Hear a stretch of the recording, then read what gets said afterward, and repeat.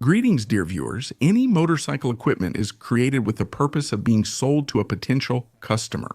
And whether a particular model becomes popular or fails to find admirers depends on how accurately the management of the motorcycle company has guessed the preferences and desires of the customer. And you also need a little bit of luck. This three-wheeled all-terrain vehicle appeared thanks to Honda's simple desire to earn a little more. The rise in popularity of this line of vehicles was so rapid that just a few years after the first model appeared in dealerships, this three-wheeler became a true legend and a role model. And this vehicle is also the ancestor of ATVs in exactly the form that modern people are used to.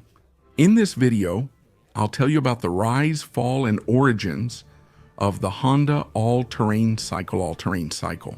You're on the Cross Moda channel. Enjoy watching soon.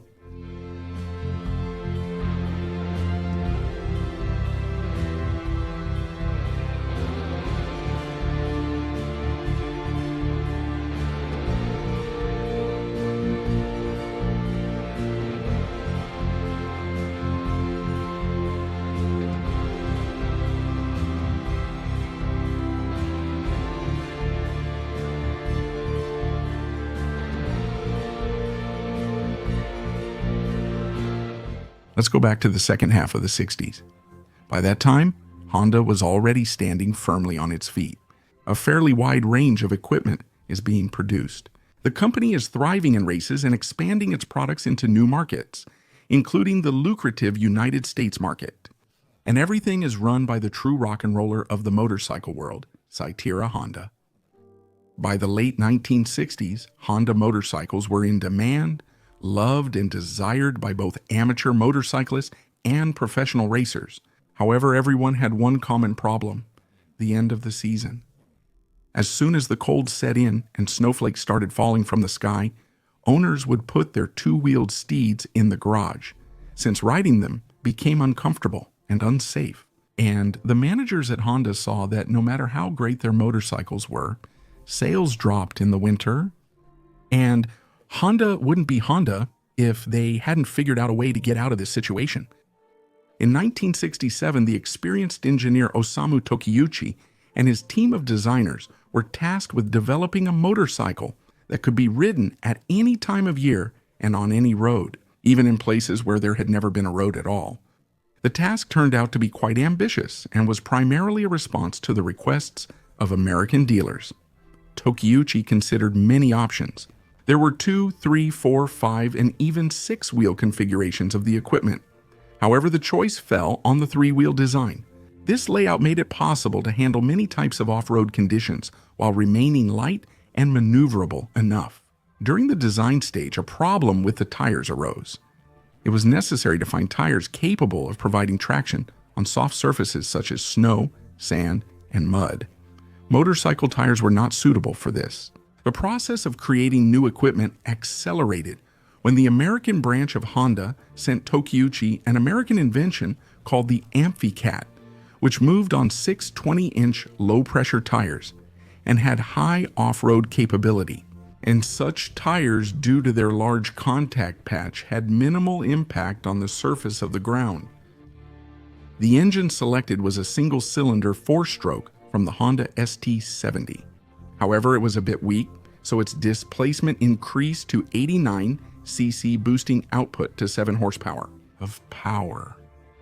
This engine and a 4-speed, 2-range, semi-automatic gearbox let the new model handle off-road terrain confidently and reach 50 km/h. After 18 months of development, the first United States 90 was ready, and it was presented to the American public in '69. For this, the first batch of 130 United States 90 units was assembled by hand for a week-long presentation in Pismo Beach, California.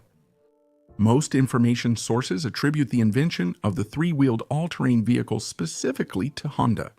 Never underestimate the Honda all-terrain cycle's impact on the off-road vehicle industry's development. However, Honda weren't first. There is a much less well-known machine called the 3-cart, which appeared 2 years earlier than the United States 90. This three-wheeler exists due to John Plessinger's efforts. In 1967, he was a college student who built the machine for his thesis project. After graduating, John leased his creation's patents and rights to New Holland, known for agricultural machinery. Production of the 3-car started in 1968, and the lineup soon grew to 5 models. Uchi drew inspiration from John Plessinger's creation when developing the United States 90. Whether Honda's engineers came up with the 3-wheeled all-terrain vehicle design on their own is unknown. What is certain is that Honda's marketers and advertisers once again had to show all their ingenuity to make sure their product was on everyone's lips and took the lion's share of the new off-road vehicle market. A good example of advertising was the appearance of the United States 90 in the 1971 James Bond film Diamonds Are Forever, starring Sean Connery. The United States 90 was priced at $595 in the United States market.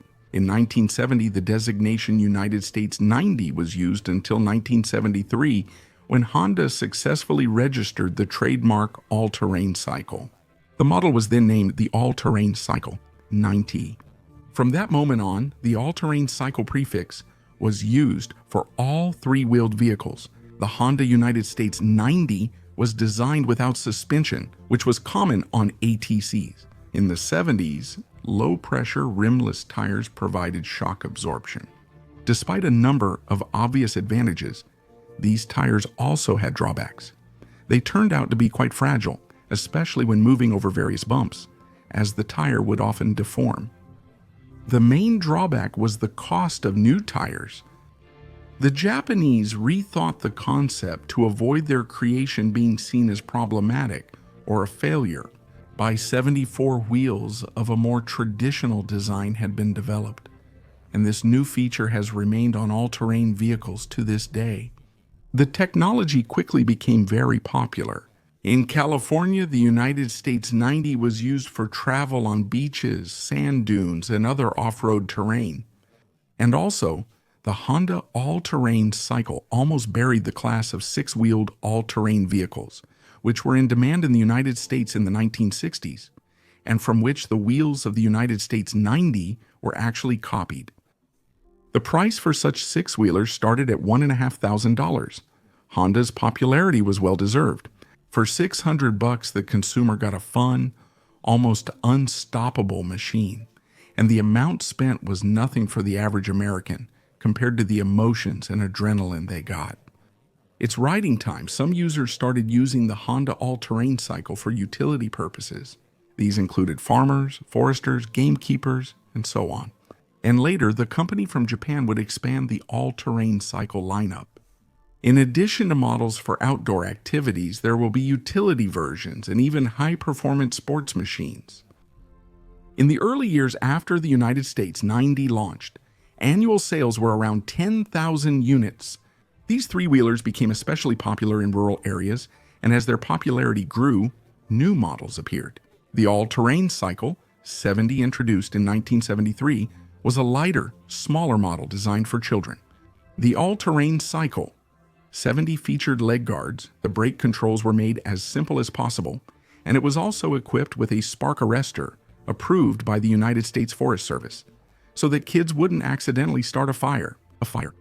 In 1979, engine displacement increased to 105 cc with a horizontal cylinder, and the all-terrain vehicle was named the All-Terrain Cycle, 110. In 1980, the 3-wheeled all-terrain cycle, 185, debuted with a 180 cc 15 horsepower engine and a 5-speed gearbox. For a modest extra fee, the 185 could be converted into a utility vehicle by equipping it with Honda line front and rear racks and a hitch for a trailer. Honda eagerly invested in developing the all-terrain cycle lineup, knowing competitors were also active. The vehicles were equipped with soft wheel suspensions, disc brakes, 5 or 6-speed gearboxes, and electric starters. The first high-performance all-terrain cycle designed for racing debuted in '81. Before that, Daredevils used the all-terrain cycle 110 and 185. All-terrain cycle 250R featured a 250 cc 2-stroke engine from the CR 250 motocross, delivering 39 horsepower. HP and a 5-speed gearbox. The appearance of this model was an important milestone in the history of off-road racing. A year later, in '82, Honda introduced the first factory-made utility all-terrain cycle, 200E Big Red. It was a real workhorse, equipped with racks and a chain drive. The model used an electric starter to start the engine. In 1983, Honda launched the all-terrain cycle, 200X, a sports model featuring a 4-stroke XR motorcycle engine.